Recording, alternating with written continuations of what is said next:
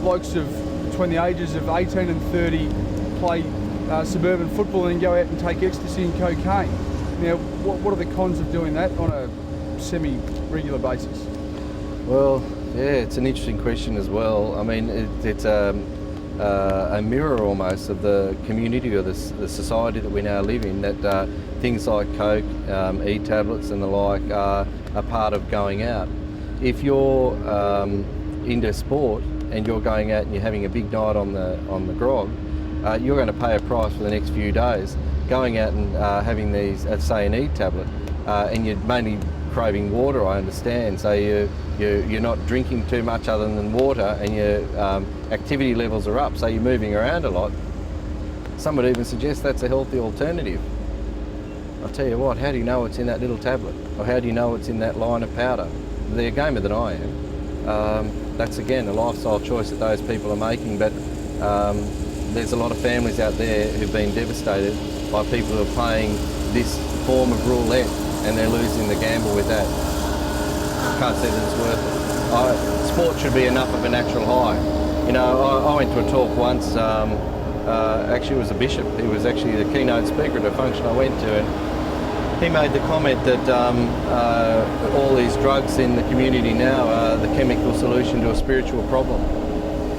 You know, spirituality doesn't have to have religious connotations for everybody, but maybe there's something missing in people's lives that they feel that they've got to fill that void, whether that be their own lack of self-esteem or their own inadequacies that they have, with a chemical solution.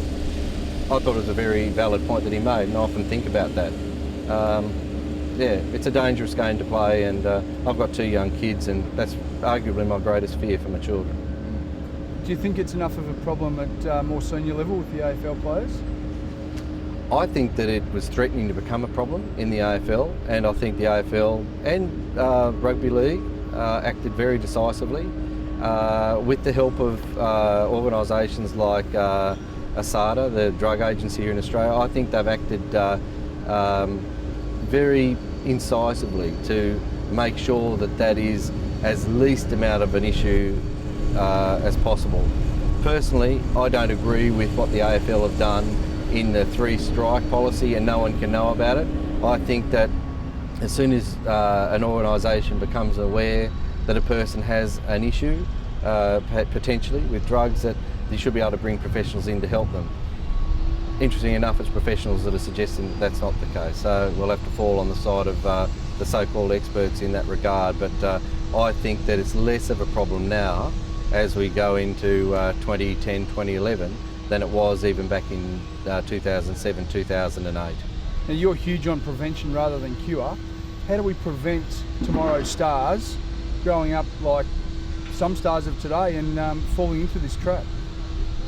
I don't know if you can actually prevent it. I think what you can do is give people options, and you give them choices, and you give them examples, and then for them it's up to them to make the choices. So it's about empowering young people with the choices and showing them why one choice is better than the other.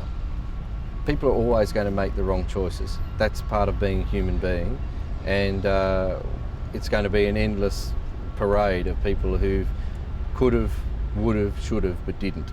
And usually that's a consequence of poor choice, poor decision making.